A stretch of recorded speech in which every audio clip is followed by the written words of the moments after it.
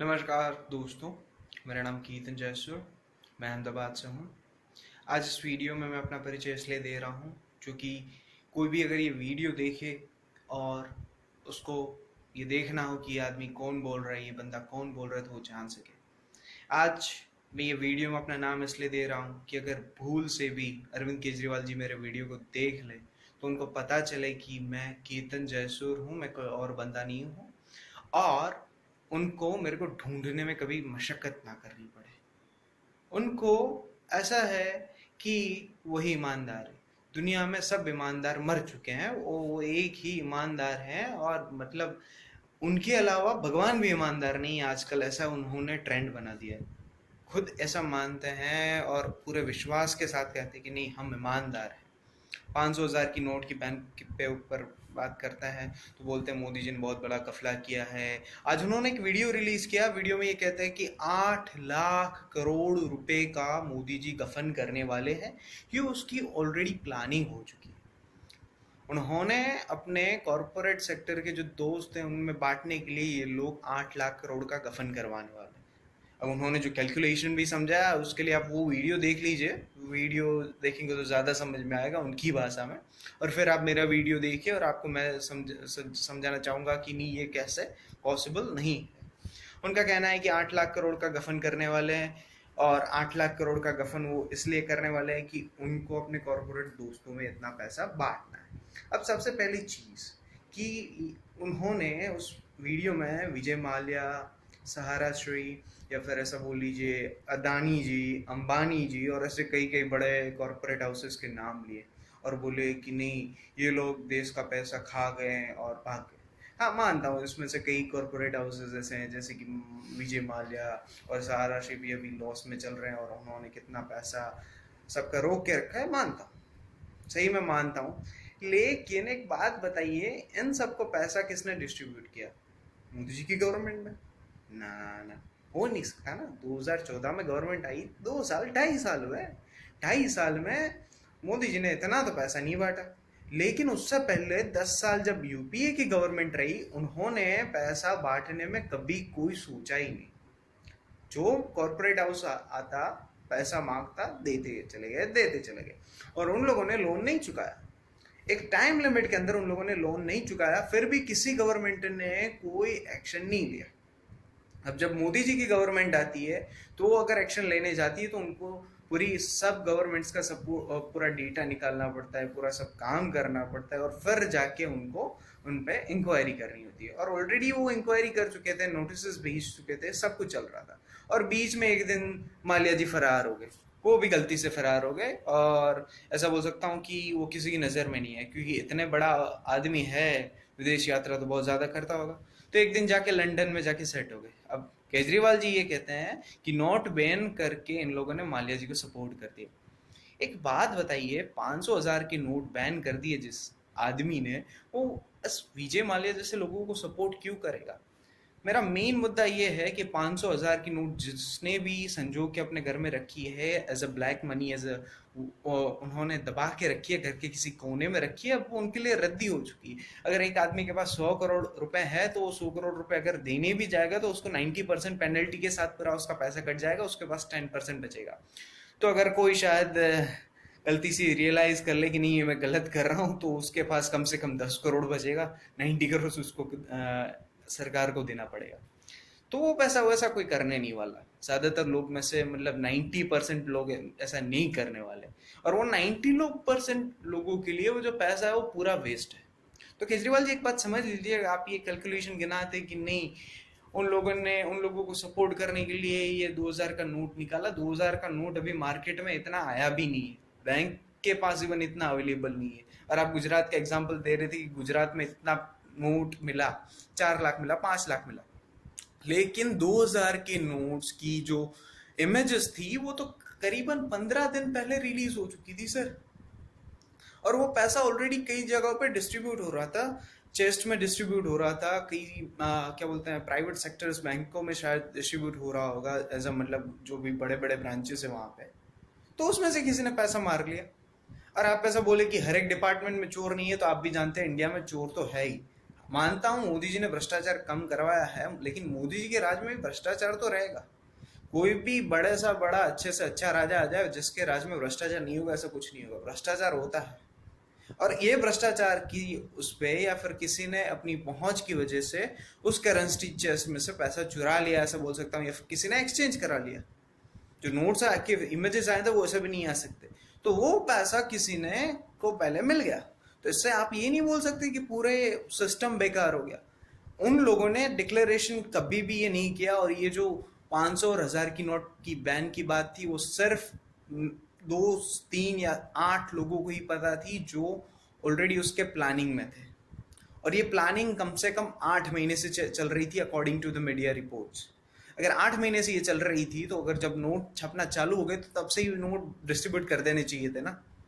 हाँ, 2000 के नोट में अगर रिश्वत देनी होती तो कम से कम 6 महीने पहले नोट छप गए होते, या फिर कम से कम 5 महीने पहले या 4 महीने पहले नोट छप गए होते, तो उस टाइम वो डिस्ट्रीब्यूट कर सकते थे, और उस टाइम से ही मतलब करेंसी का मार्केट में आ जाता, और सब ब्लैक मनी डिस्ट्रीब्यूट कर देते कि नहीं अपना पैसा संजो लो, अपना पैसा संजो लो।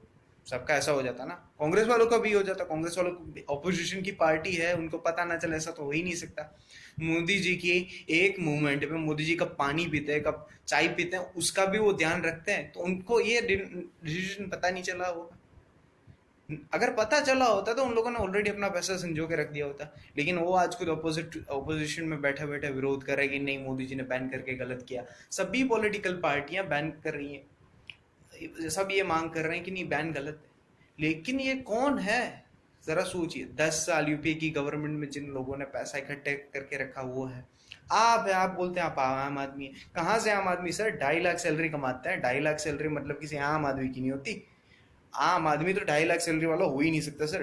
अगर दिल्ली में रहता है तो 60,000 70,000 सर, उससे ज्यादा लिमिट का नहीं हो सकता। तो कहने का तात्पर्य सिंपल सा ये है कि आप मोदी जी पे जो आरोप लगा रहे हैं वो सरासर गलत है। फिर आपने वो पूरा डॉक्यूमेंट इतना बड़ा जताया थी कि नहीं मोदी जी ने रिश्वत ली, वो भी 25 करोड़ की, वो भी 2013 में। सर आपने ये बोला कि अदानी के ऊपर रेड पड़ी थी और वहां से उनको इनकम टैक्स डिपार्टमेंट को रिपोर्ट मिली, और वो रिपोर्ट की कॉपी आप लेके आ जाए। सर डिपार्टमेंट कोई क्या ऐसे मतलब क्या बोलते हैं, कोई वो ओपन सोर्स लाइब्रेरी पड़ा है, या फिर कोई कचरे का डिब्बा पड़ा है कि जो भी आएगा पसंद आया लेके चला जाएगा? रिपोर्ट्स आपको मिल गई सर, उसके रिपोर्ट सही है, उसका तथ्य क्या है? आप विटनेसेस दिखा रहे, चिट्ठी दिखा रहे, चिट्ठी तो मैं भी लिख के दे दूं कि नहीं ये अरविंद केजरीवाल ने इतने 15-20 करोड़ की वो ले ली। और सर वो पागल है कि वो इस रिकॉर्ड्स में, उस बुक में ऐसा लिख के रखेंगे, उस चिट्ठी में लिख के रखेंगे कि नहीं मोदी जी को हम 25 लाख रुपए या 25 करोड़ रुपए रिश्वत दे रहे हैं। वो अदानी के ग्रुप वालों ने अगर रिश्वत दी होती तो वो क्या इतना मूर्ख थे कि 25 करोड़ रुपए को उसमें लिख के रखते? नहीं, वो मूर्ख नहीं है सर। अगर उनको ऐसा करना भी होता ना तो अंदर कर देते, किसी को पता भी नहीं चलता। मैं मानता हूं कि मोदी जी कभी रिश्वत नहीं ले सकते। आज तक आप जैसे कितने आए, कितनों ने आरोप लगाया, लेकिन कोई साबित नहीं कर पाया। आप ऑलरेडी रिश्वत लेते जाते पकड़े जा चुके हैं, और आपके कई मंत्री भी पकड़े जा चुके हैं, लेकिन मोदी जी कभी उसमें नहीं आए। तो मोदी जी को ये ब्लेम करना बंद कर दीजिए। 8 लाख करोड़ की बात हुई तो 8 लाख करोड़ का गफन ऐसे नहीं होता सर। गवर्नमेंट ने जितना जो उन लोगों का कर्ज माफ नहीं किया सर, कर्ज माफ करना और उसको राइट ऑफ करना ये दोनों अलग चीज होती है। माफ करना मीन्स वो पूरा छूट जाता है, उसको कोई भी पैसा चुकाना नहीं होता। राइट ऑफ का मीनिंग ये है कि उसको फाइनेंस में काउंट नहीं करता है, उसको एनपीए हो जाता है, वो नॉन प्रोग्रेसिव एसेट हो जाता है, तो वो हो जाता है कि वो पैसा उतना डूब चुका है। लेकिन जब भी वो इंडिया में वापस आएंगे तो उनका ऊपर इंक्वायरी होगी और उनके उससे वो पैसा लिया जाएगा। विजय माल्या जब कभी भी इंडिया आएगा तो उसको वो पैसे का हिसाब देके चुकाना ही पड़ेगा। अगर मोदी गवर्नमेंट रही तो उसको चुकाना ही पड़ेगा। तो ये समझ लीजिए कि ये जो आप बात कर रहे हैं, इंडिया की जनता को जो गुमराह करने की कोशिश कर रहे हैं, वो मत कीजिए।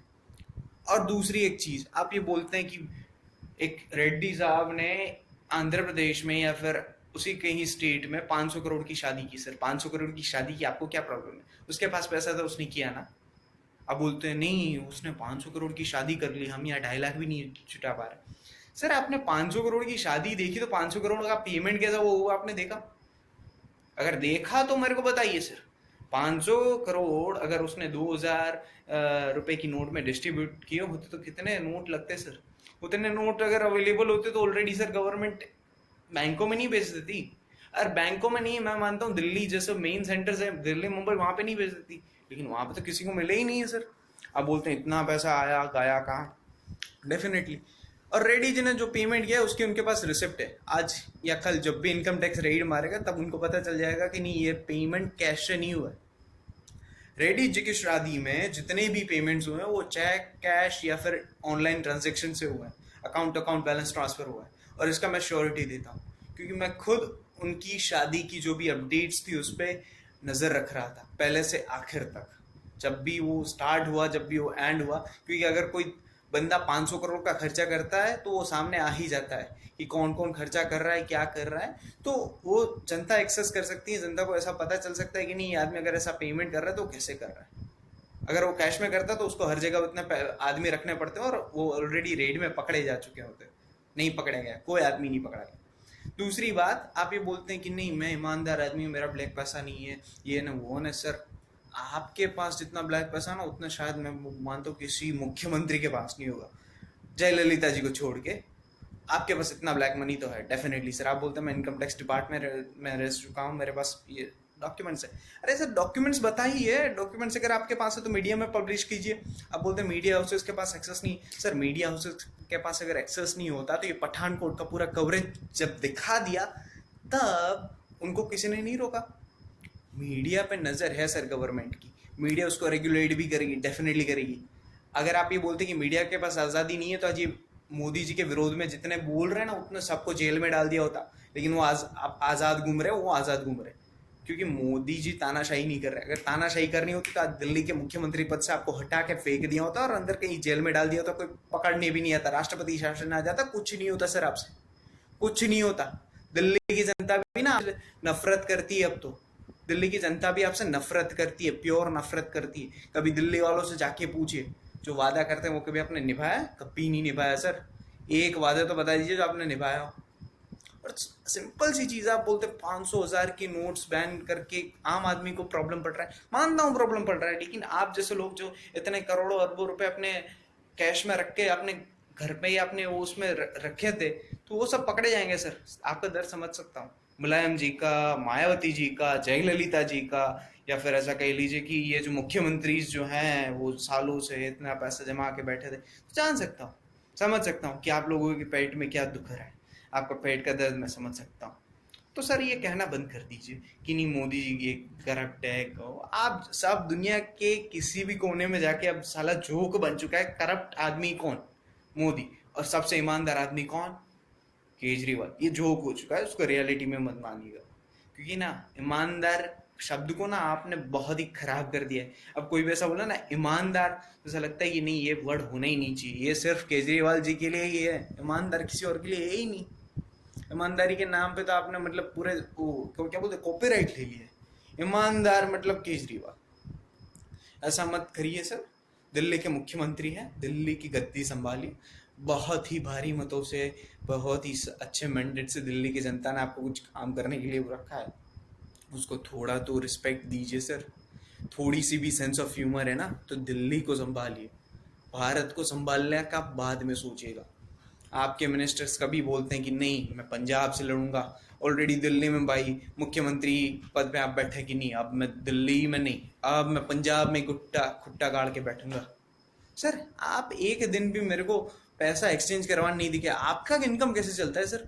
आप ये भी बताइए, आप ये भी बताइए कि नहीं आप कैसे घर चलाते हैं? आप ऐसे बोल रही है नहीं मेरे मोदी जी ने सेटिंग कर ली, तो आपने क्या सेटिंग नहीं की होगी? आपने ट्राई नहीं की होगी? अगर मोदी जी ने सेटिंग की है और आपको मना कर दिया तो इसलिए आपके पेट में दुख रहा है, ऐसा बोलना चाहते हैं सर आप कभी मेरे को एक एटीएम पे कभी एक्सचेंज करवाते नहीं दिखे, कभी कोई नोट एक्सचेंज करवाते नहीं दिखे, आप कैसे मैनेज कर रहे हैं सर? आप भी ये कहेंगे कि नहीं मेरे पास तो ऑलरेडी पैसे का सेटलमेंट हो गया सर। ऐसे ही आम आदमी कर रहा है, ऐसे ही बड़े लोग कर रहे हैं सर। अगर जैसे आप लोगों को लाइन में खड़ा नहीं होना पड़ रहा है वैसे अमीर लोग नहीं रहे, क्योंकि वो ऑलरेडी इतने अकाउंट में इतना पैसा रखते हैं कि उनको कहीं पे जाना ना पड़े। ऑनलाइन ट्रांजेक्शन है आज, बिग बास्केट जैसे कई मतलब क्या बोलते हैं ऑनलाइन पोर्टल्स हो चुके, सब्जी से लेके एक सुई से लेके बड़ा बड़ा वाहन तक आप अपने घर तक मंगवा सकते हैं। सीधी सी चीज है सर। तो प्लीज ये ना छोटी छोटी बातें सोचिए और दूसरों को ब्लेम करना छोड़ दीजिए, सिंपल सी चीज़ है सर। और एक चीज़ बताना चाहूँगा सर, ये जो ब्लेम गेम है ना सर, वो आपको जिनके साथ खेलना है ना उनके साथ खेले। आप बोलते मैंने रॉबर्ट वाड्रा के खिलाफ ये रिपोर्ट फैलाया था, हमने एफआईआर करवाई थी। सर क्या स्टेटस है?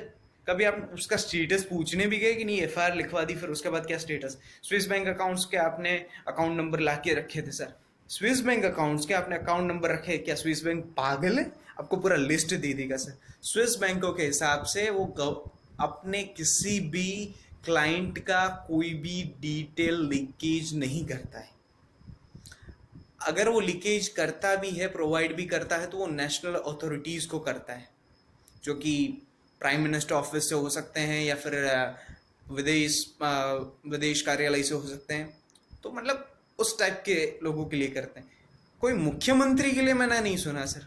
यार आप उस टाइम पे तो मुख्यमंत्री भी नहीं थे, तो आपके पास इतना अकाउंट नंबर कहाँ से, क्या आपके पास इतनी पहुंच कहाँ से आ गई? यूपीए की गवर्नमेंट थी, यूपीए की अगर गवर्नमेंट थी तो यूपी की गवर्नमेंट तो आपके विरोध में थी, आप उनके विरोध में थे, तो वो पागल थे तो आपको पूरा लिस्ट जम देते कि नहीं ये लीजिए अरविंद केजरीवाल जी, ये पूरा अकाउंट नंबर, ये लिस्ट, ये इतना पैसा पड़ा है। तो ऐसा नहीं, ये पॉसिबल ही नहीं है सर। बहुत बहुत मामू बना लिए सर लोगों को। अब मत बनाइए। अकाउंट नंबर वाला जो आपने किया था वो प्योर सीरियसली फेक था। उसके बाद अगर सही भी होता तो अकाउंट नंबर गवर्नमेंट को जमा करवा दीजिए और गवर्नमेंट को जमा करके बोलिए कि नहीं ये अकाउंट नंबर लाइए और ये अकाउंट नंबर है, इतना पैसा लाइए। सर आपका अकाउंट नंबर वैलिड हो गया तब आप जाके देंगे ना। आपने इतना 4 वॉल्यूम्स लेके बैठे थे आप रिपोर्ट्स की, 4 वॉल्यूम्स, राइट? तो 4 वॉल्यूम्स गवर्नमेंट में या मीडिया में जाके देखिए और उसको ना वैलिड करवाइए, सुप्रीम कोर्ट में जाके रख दीजिए और उस पर केस चलाइए। हिम्मत है ना सर, केस चलाइए। और अगर केस के लिए लड़ना हो ना सर, मेरे को बुलाइए, मैं आपके सामने डिबेट करूंगा। मोदी जैसे बड़े आदमी को आने की जरूरत नहीं है सर, आपके लिए तो मैं अकेला ही काफी हूँ। आप बोलते हैं मैं इनकम टैक्स ऑफिसर, कहाँ से income tax officer sir? Income tax officer होते और कॉमन सेंस होता ना सर, तो ये आप बात ही नहीं कर रहे होते। पॉलिटिकल वोट्स के लिए आप अपने बेटी तक को ऑलरेडी चुनाव में धकेल चुके हैं।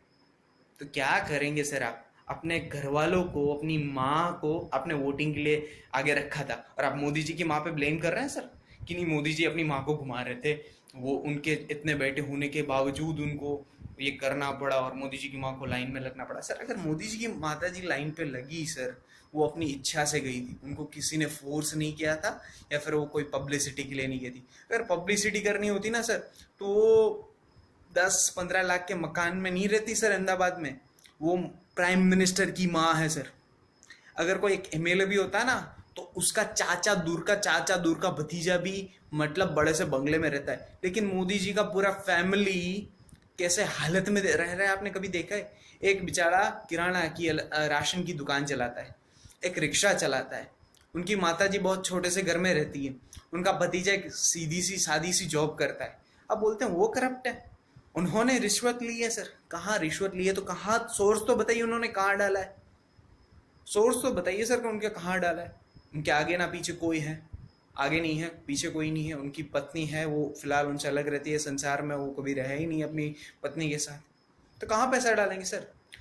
जो बंदा अपने वोटों के लिए अपनी माँ को खड़ी कर सकता है और वही बंदा अगर दूसरे किसी की माँ बैंक में जाती है तो उसके लिए विरोध करता है सर, ये कैसे पॉसिबल है?